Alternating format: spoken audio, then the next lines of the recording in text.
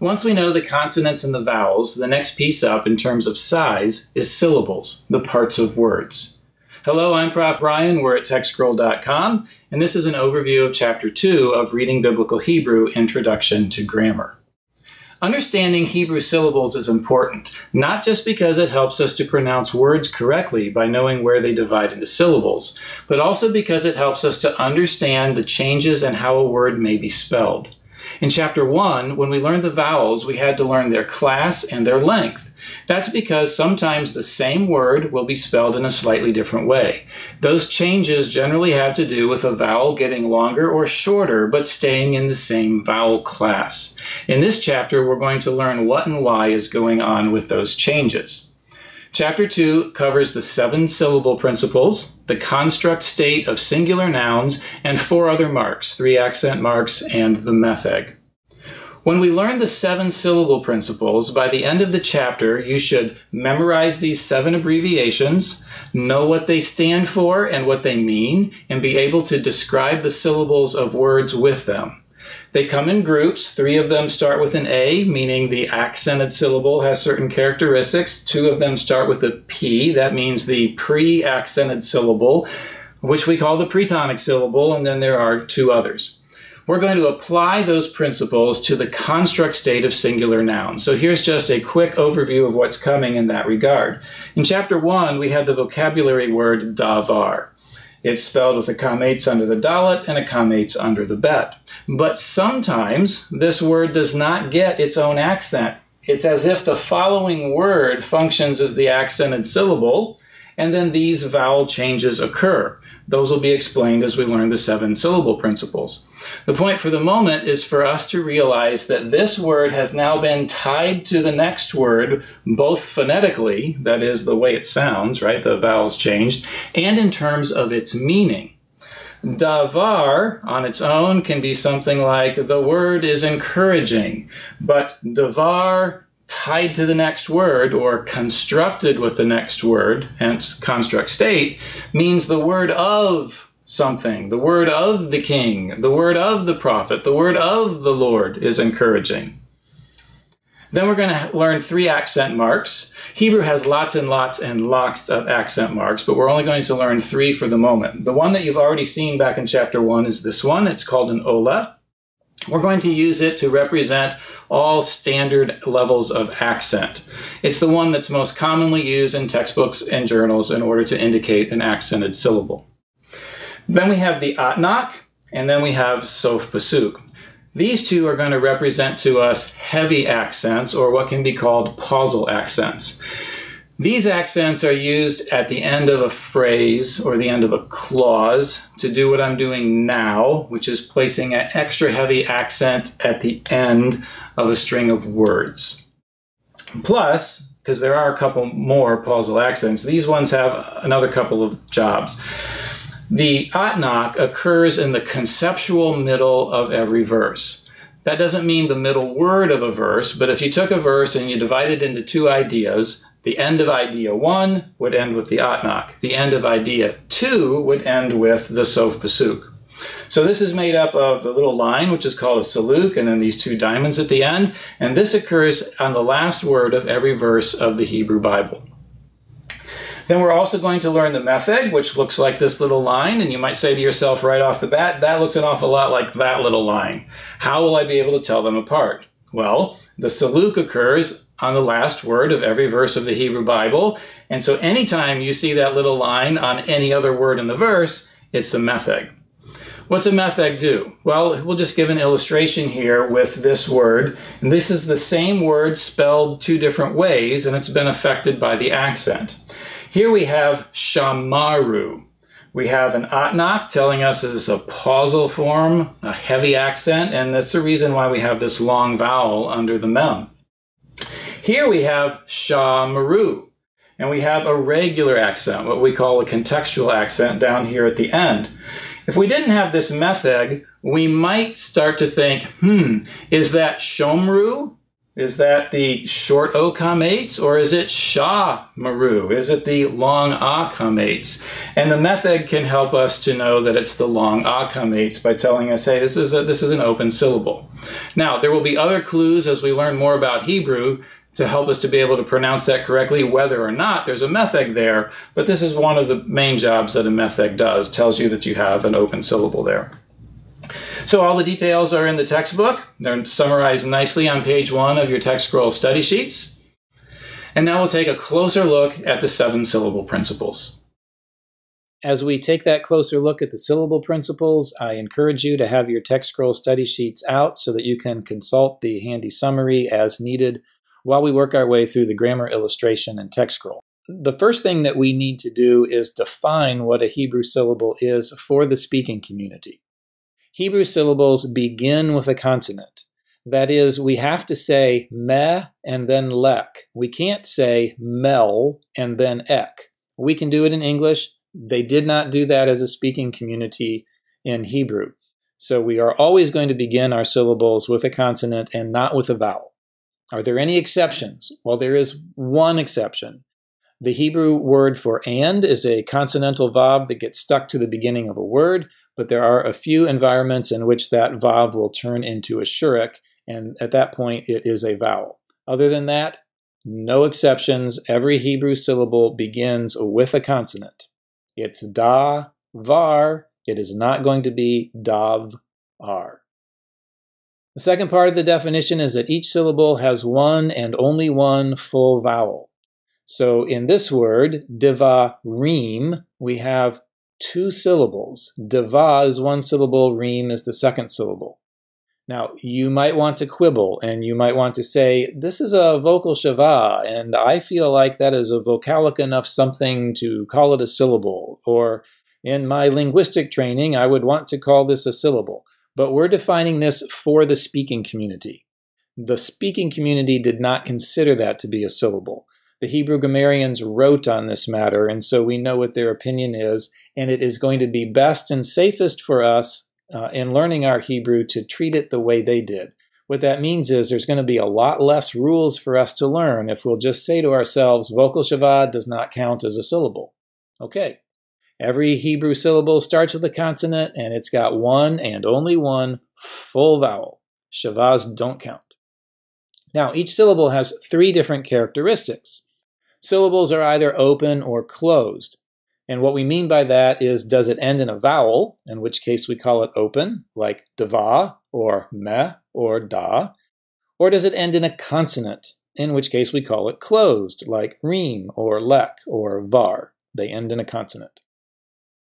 Then syllables are either long or short, and that's based on their vowel, their full vowel. So in the case of reem or dava or da, it's a long syllable, just because it's a long vowel. And then a short vowel means that we have a short syllable, so both syllables of melek are short because they have a short vowel. And it doesn't matter whether it's open or closed. Then syllables are also related to the accent. When we say that they are related to the accent, we simply mean where are they in the word in relationship to the accented syllable. If the syllable has the accent, well, duh, we call it the accented syllable, like meh of melek, var of davar, or ka of malka. Some people call it the tone syllable, but it's more common these days to call it the accented syllable. However, from when tone was the way to talk about them, that has been kept over in other labels. For example, if the syllable is after the accented syllable, it is post-tonic. It is post after the tone or accented syllable, like lek of melek. If it is before the accented syllable, we call it pre-tonic. So that would be da of davar, and deva of devarim, and mal of malka. And if it is farther in front of the accented syllable, that means it's in front of the pretonic syllable, we call it distant.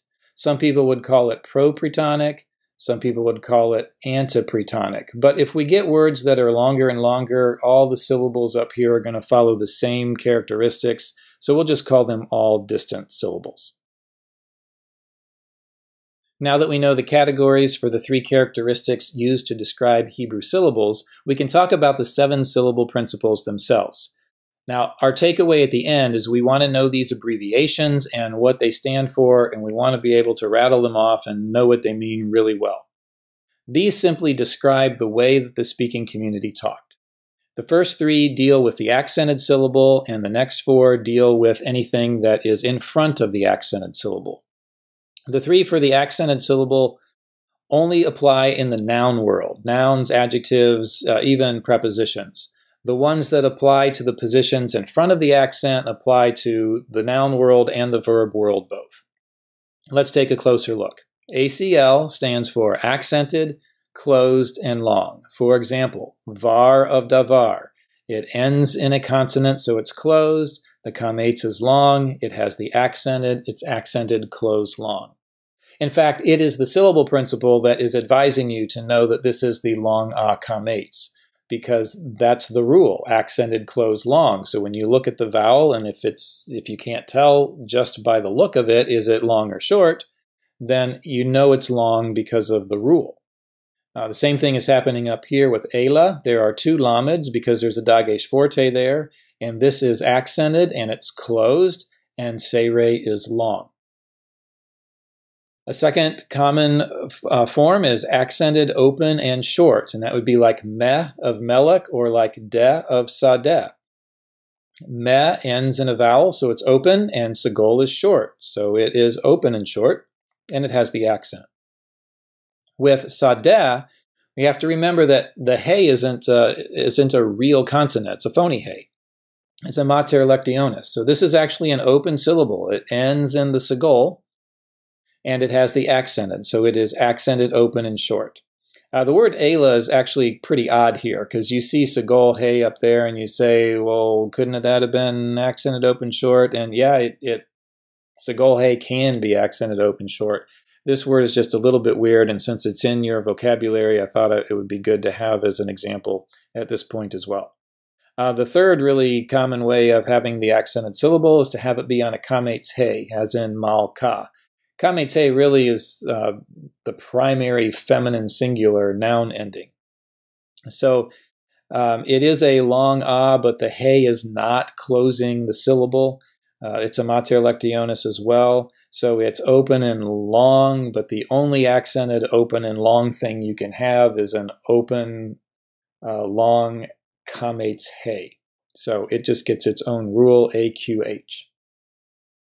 When we move up in front of the accent, we've really only got 2 options. We have either pretonic open long, such as da of davar, or we have pretonic closed and short, such as mal of malka.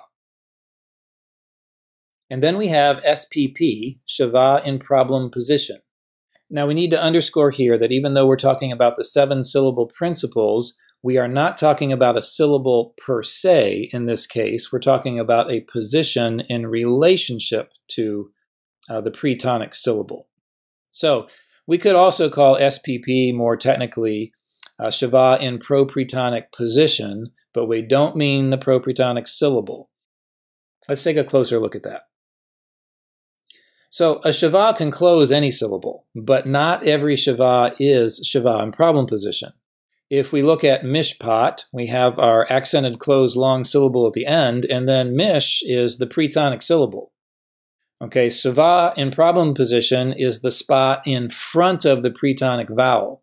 So if we had something on the front of this word, like the preposition bet or something, that would be in problem position, and it would get a shava.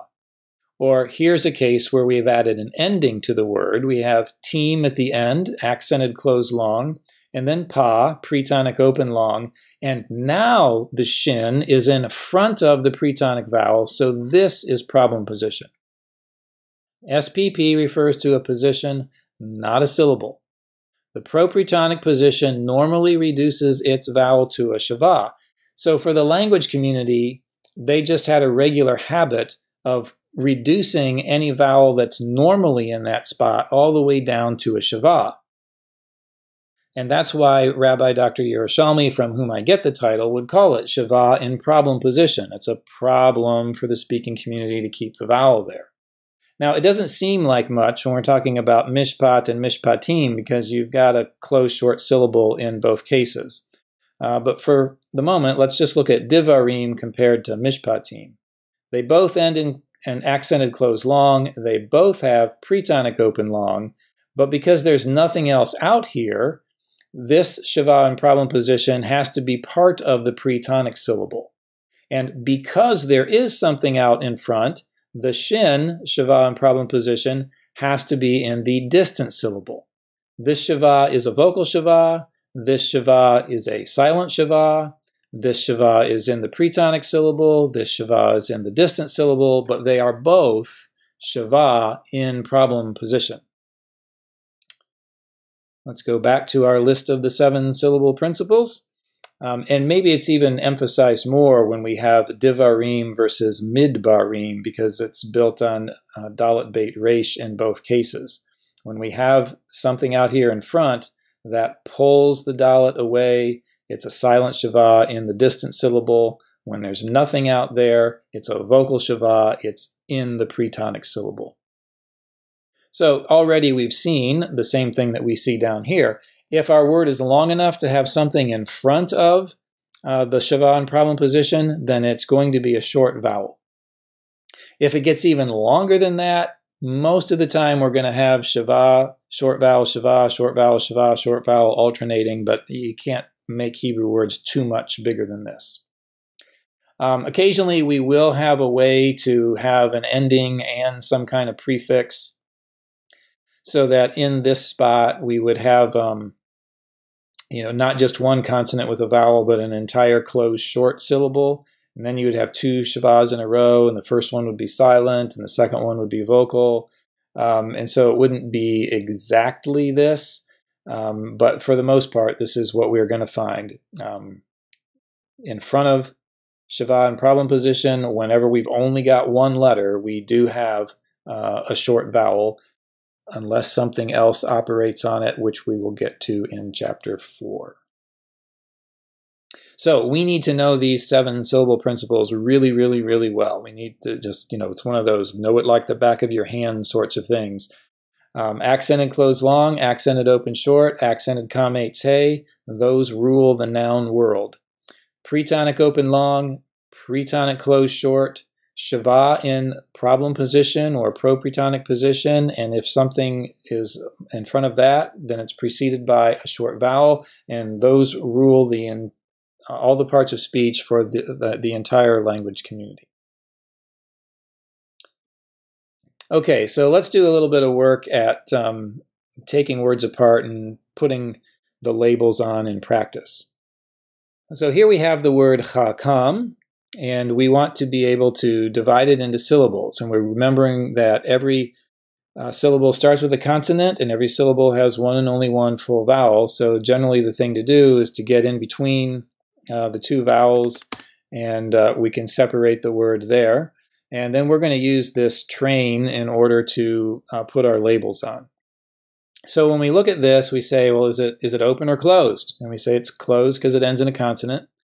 And then is it long or is it short? Well, it's a kamate, so theoretically we don't know, but we do know our rules, which are accented, closed, long, and we expect that most Hebrew words are accented on the last syllable, and so by default we're going to assume the last syllable is accented unless it won't work. And so accented, closed, long, this is the caboose of the word, and we want to start by thinking at the end of the train and then working our way forward. If this is the accented syllable, and it is, what is this one? Is it open or closed? Well, it's open because it ends in a vowel, and is that vowel long or short? Well, you might say, well, comates can be either long or short O, but what's the rule?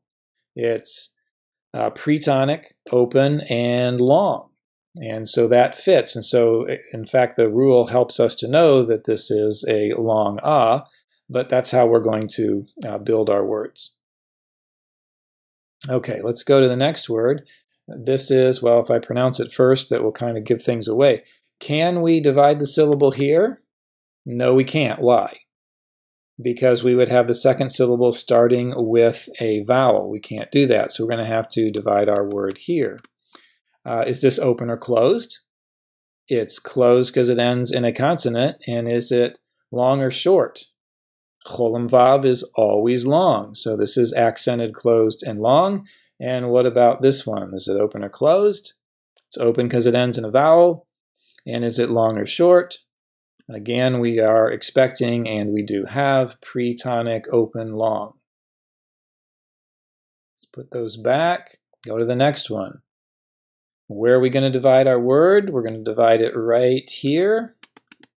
We have zakein, and yes, it just is like the others. We have accented, closed, long, and we have pre-tonic, open, long. Happy Hebrew syllables. Now we have Torah. Where are we going to divide this word? Yes, we're going to divide it right here, and we have two syllables, Torah. And what is this? If we're expecting accented, is it open or closed? It is open because that's a phony hey. That's a mater lectionis. But we also notice, as soon as we've called it a hey, that this is a kametz hey. So this shouldn't take a lot of effort if we know our syllables really well. And then what about this? Again, this is pre-tonic, and it's open, and it's long. It ends in a vowel, and cholam vav is always long. Next example. Here we have mateh, and there's a dagesh forte in that tet. So this is the actual structure of the word here. We have mateh.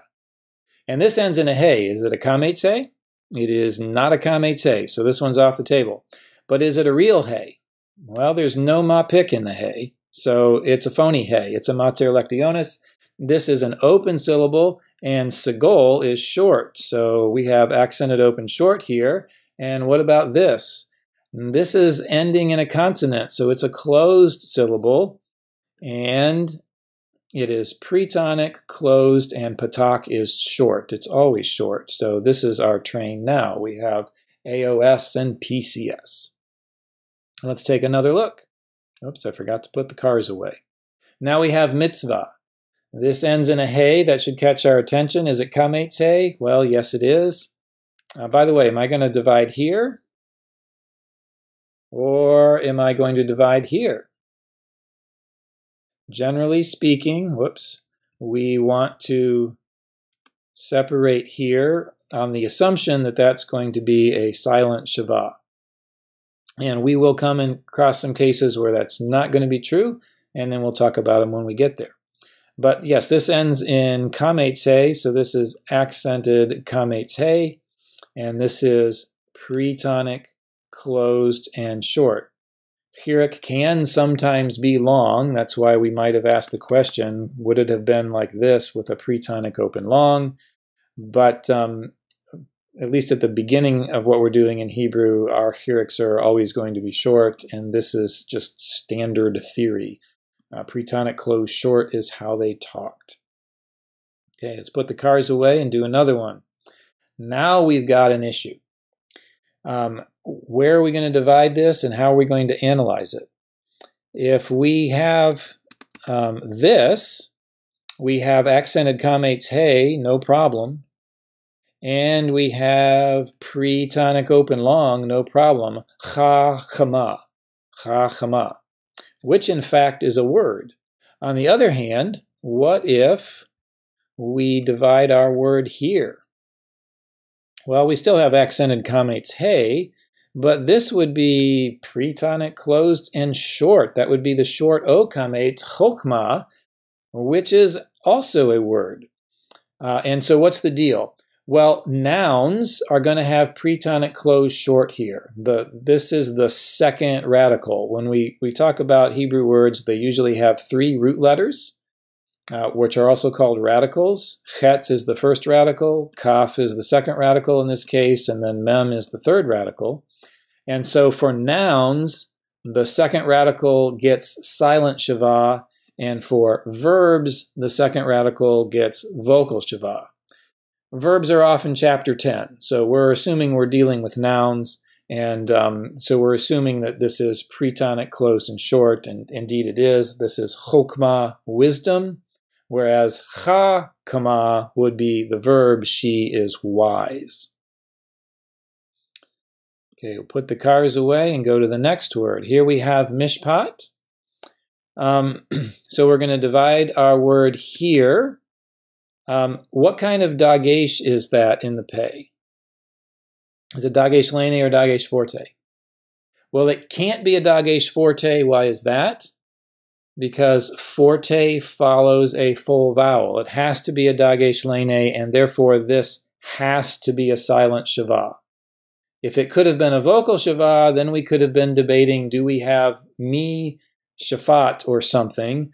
But we actually are going to affirm, yes, this is a noun, not a verb. And because this is a dagesh lene, this has to be a silent shava. So our structure is mishpat, and we've seen this many times now. This is accented closed long and pre-tonic closed short. Okay, we have something a little bit longer in zikenim. And we are going to find our two full vowels and get in between them and separate our syllables, because each syllable gets one and only one full vowel.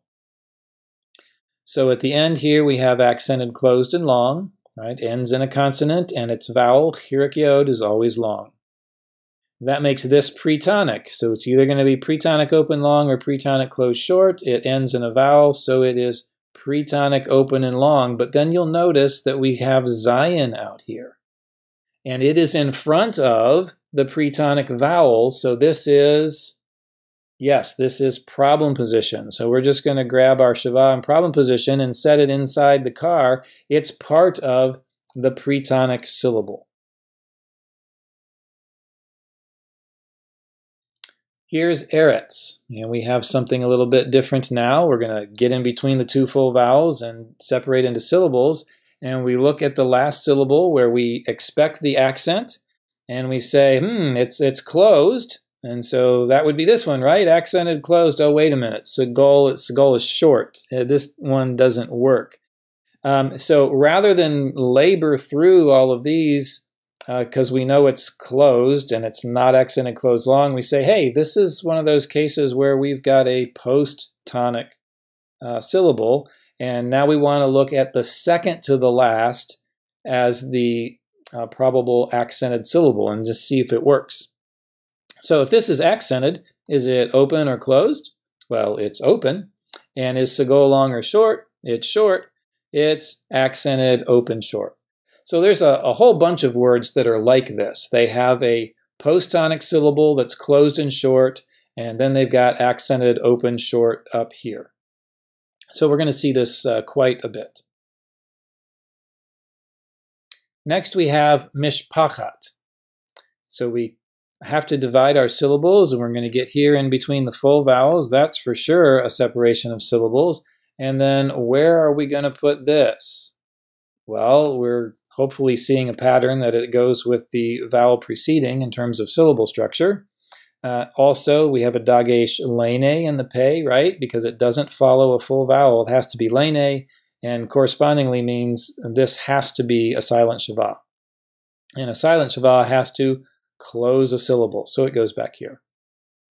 When we look at the end, is it open or closed? And the answer is that it's closed, but it is not accented closed and long because patak is short. So we're going to use our post-tonic caboose. What do we have here? Open or closed? It's open, and it is a short vowel. I'm going to have to move my cars over a little bit. Maybe spread my word out a little more. And so what is this thing in front of the pre-tonic vowel? Yep, that would be shava in problem position. And what then is here? Well, that's our preceded by a short vowel, and it's going to be carrying the shava in problem position. So we have three syllables, a post-tonic syllable, an accented open short syllable, and a distant syllable, which is comprised of both shava in problem position and it's preceded by a short vowel. Okay, cars away, on to the next example. Mishpacha. When we look at this one, we have to divide between the full vowels, and then we're recognizing dagesh lene here, so this has to be silent shava here, so that has to be part of a syllable back there that it's closing. And when we look at the end and see kametz he, we're starting to get good at this and say, aha, accented kametz he. Easy peasy. Then here we've got an obviously open syllable, and so we're going to say it's long kametz because the syllable principles tell us it ought to be. And then this is what? You got it. That's shava in problem position. Does it go in this car? No, it doesn't. It goes up here, and it's preceded by a short vowel. Whoops, let go. So we have another 3-syllable word, but it's got a different structure than the last one because it's accented at the end. Here we have pretonic open long, and the distant syllable is closed and short. It's got shava in problem position and preceded by a short vowel. And there we are back to the beginning. So we got a pretty good amount of examples in there. You'll have more opportunities in TextScroll to practice dividing words into syllables and labeling them. But right now we're going to go ahead and finish the material in the chapter and show you where this is all headed. Here we're going to apply the syllable principles to understanding singular nouns in Hebrew. Hebrew nouns have 3 traits: gender, number, and state. In Hebrew, there are only 2 genders for the nouns, masculine and feminine. They don't have a neuter category for it. So whenever a noun is replaced by a pronoun, it's always going to be the ones for he and she. Then we have a singular and plural and dual, and we'll learn more about dual in the next chapter, but we're only going to be dealing with singular nouns in these examples. The 2 states that we have in Hebrew are called absolute state and construct state. Absolute state is what English considers normal. That's, when you got the word, you're using it however you want to use it, and it's the standard form that you would find in the dictionary. Construct state means that the noun is in a construction with the next noun. It's sort of attached to that next noun, both phonetically and in terms of its meaning. So this construction affects the meaning. The absolute state for davar would just be the word, but the construct state would be the word of, and then you have to fill in the blank. So if it was the word of the queen, word would be in construct and queen would be in the absolute state. But we have to see what that looks like in terms of its form. This construction affects the accent, which can then affect the length of the vowels, and it's going to follow all the syllable principles. So let's maybe just try it mentally before we go there. Let's say you have malka in the absolute state, and you put davar in front of it to say the word of the queen. We're going to pretend that, well, we don't have to pretend. Malka has the accent, and we're going to treat that entire word as if it is the accented syllable in relationship to davar. Davar is now going to end with a pretonic syllable. What would it look like? Okay, let's take a look at the examples. So one of the things that happens when you learn the vocabulary word davar and you see it with a kametz under the dalet and a kametz under the bet is that you sort of think that that's where the word has its origin, or that anything that happens with davar is changing that kametz into something else. That's not actually true. Originally, davar would have been something like davarum, and we would have had a patak, a short vowel under each of those. So when we make the masculine, singular, absolute form, we are actually lengthening these. The ending for masculine, singular nouns is nothing. It's 0. So we're going to put that on. Boom, and it brings the accent with it, and now the accent principles are going to go into effect. We're going to divide the syllables. We want, or the speaking community wants, accented closed long, and so we're going to zap that patak and turn it into a kametz. And the speaking community also wants pretonic open long, so this is how we end up with davar. Right? If we went farther back in time, it would have looked different. But the pataks have turned into kametzim, into kametzes. And we have word. But when we're going to say word of the queen, we're tying it to the following word, and we're saying that that following word in its entirety behaves like the accented syllable for this word. Let's see what we mean here. We throw on the zero ending, let it go a little bit too soon, and we divide, and here we want to have pretonic closed short. That doesn't take much effort because it's already closed and short if we understand that it was coming from patak. So give that a check mark. But up here, this is problem position. This is the spot in front of the pretonic vowel, so we get shava in problem position. And when we want to say word of the queen, we're going to say not davar, but davar malka. And when I say davar, there's hardly any vowel up here, and I've represented the change in how I said it with a shava, and there's less of a vowel here, and I've represented how I've said it with patak. And it's kind of nice because that change in spelling is this huge clue that says, I'm different, I'm tied to the next word, my meaning is limited by the next thing. When we come to feminine nouns, most of them end in kametze, and that's the origin of the rule, accented kametze, from our 7-syllable principles. So when we stick a kametze on the end of that, it's already a happy Hebrew syllable at the end. So we can just check that off. And then we go to the beginning and we're looking for pretonic closed and short, and we've already got that. So we're all good. Malka is queen. However, this kametze is kind of a late development. Originally, it was a patak tav, but over time the speaking community started to just drop those final tavs, and they lengthened this vowel, and so we have this very characteristic kametze for feminine nouns. Sometimes we will see feminine nouns in the absolute state with a tav, and then its pattern is going to be very much like we saw with melech, where you have 2 short vowels in a row. We'll have 2 pataks at the end and a posttonic syllable there. But for now, this is what we mostly see, kametze on the end of feminine singular absolute nouns.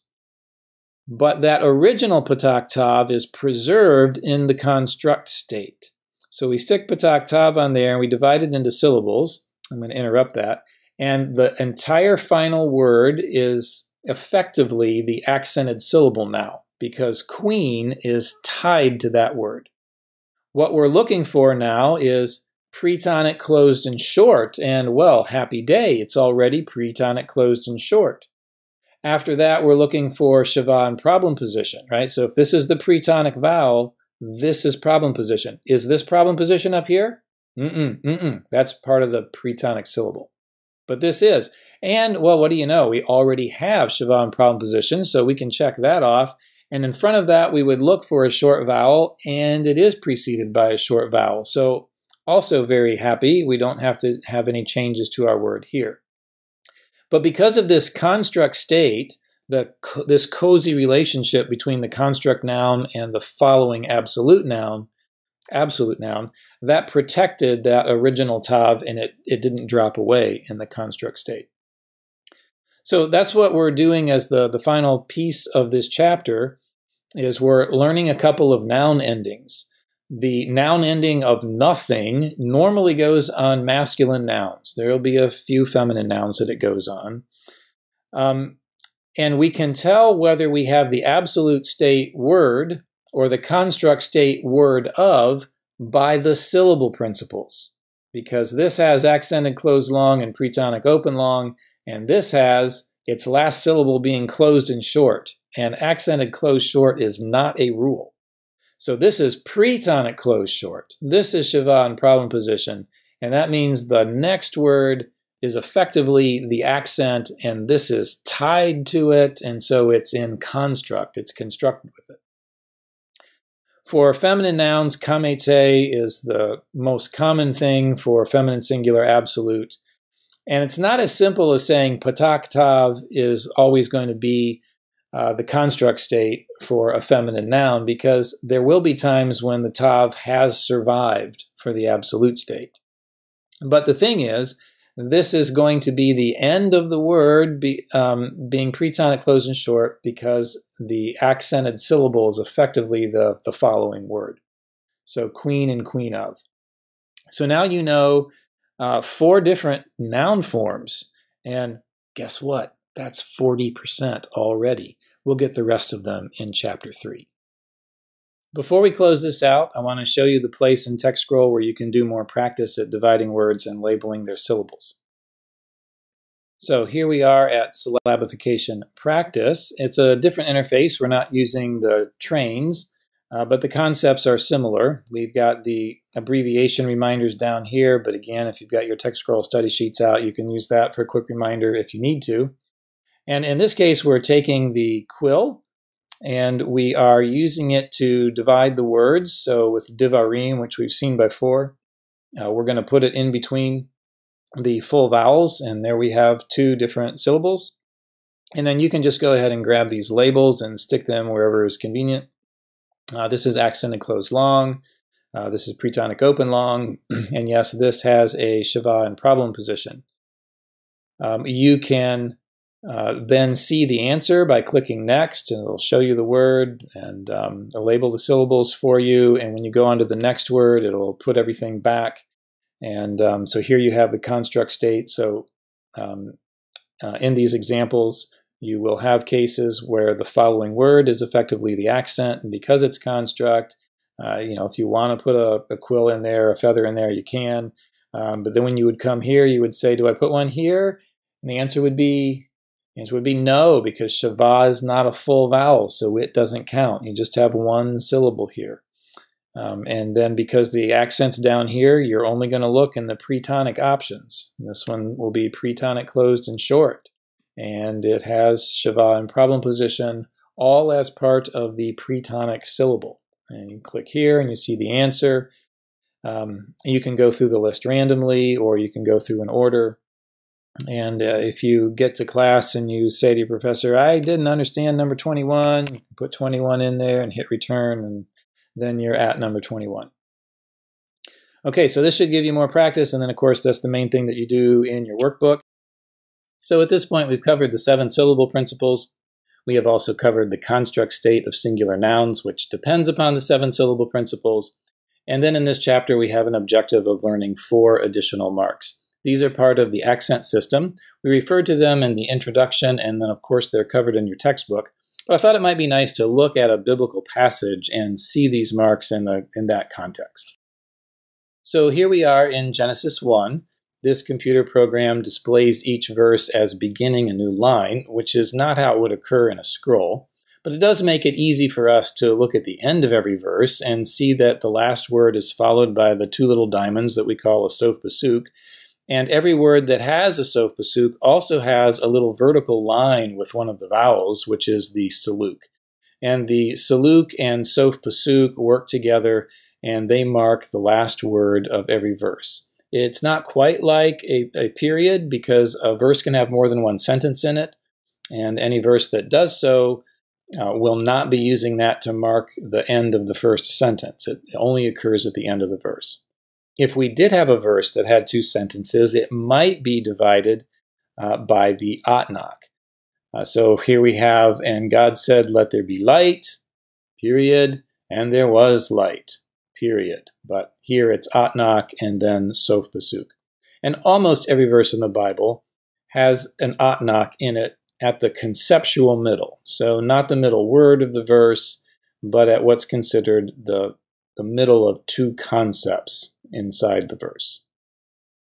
Another mark that we're learning in this chapter is the metheg, and here is a metheg. It's with the kamates underneath the lamed on la rakia.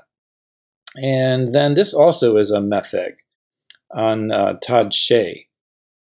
A metheg can do more than one job, and most of the time in textbooks or journal articles, unless we're discussing the entirety of the system of the marks, the main purpose for using one is to show that the following Shiva is a vocal Shiva. For example, here we have vayihi, and so the metheg, it's both a secondary accent.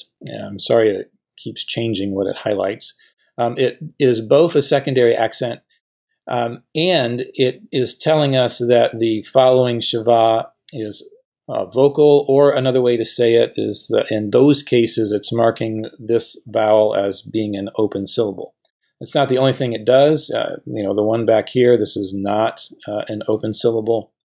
But in terms of when you're reading an article or a textbook, what's the main purpose somebody is going to choose to put a method in there, and it's going to be to mark that particular structure. We saw that in the textbook when we were talking about wisdom versus she is wise, chokmah versus chachama. And the method will be used with chachama in order to show how to pronounce it properly. The most common symbol used in textbooks to mark accented syllables is the ola, which looks sort of like an arrow pointing to the left. But it's a very uncommon. In fact, I don't see any on the page here, but you'll see them and have seen them frequently enough that I'm not worried about their absence there. What's going to happen in the textbook over time is we'll slowly start to add some of the accent marks in, and we'll start with the more major ones that are the most worth paying attention to. So just like we said that Atnak and Sof Basuk kind of divided up conceptually, there are a few others that divide the text into chunks, as it were. So not always a clause, it might be a phrase. And those are the ones that sort of look like a vowel being written above the line. So for example, here's Elohim, and there's two dots above, and it kind of looks like a shavah. It's a zakef, but it kind of looks like a shavah. Here is one that looks like a segol at the end of ha-rakia, right? It's three dots. It's facing the other direction of a segol, and it's above the line. It's actually called a segolta. Here's on Elohim, this time there's sort of a small diamond up there. You could confuse it as like a large chirik on top of the line. Don't worry about learning the names right now. But these are three marks that all sort of look like a vowel written above the line. They're also all major accent marks. And so if you would take the text in between those and go from one to the next, you would generally have a chunk of syntactically related words. Now the system has a lot more to do with prosodic elements, marking the rhythm of tone and stress in order to do a good public reading or even a chanting or singing of the text.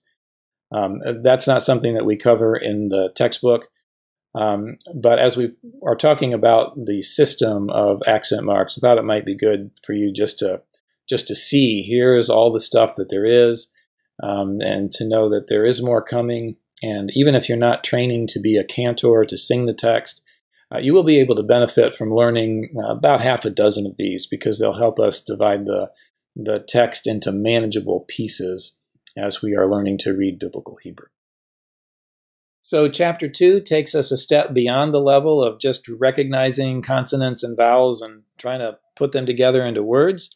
Now we're understanding the structure of words. We're getting clarity on whether those vowels have to be either long or short. We've been introduced to a few of the noun endings and this idea of construct state. So we're moving beyond letters and words up to words and relationships with each other, so that this construct state noun can be tied to the next noun and its meaning. So we're making real progress in reading Biblical Hebrew, but now it's time for you to get busy and do the work of getting this stuff all ingrained. You need to know those 7-syllable principles like the back of your hand. You need to be able to look at syllables in Hebrew words and identify their characteristics, because we are going to keep using these principles all through this book. All right, get at it. Have fun.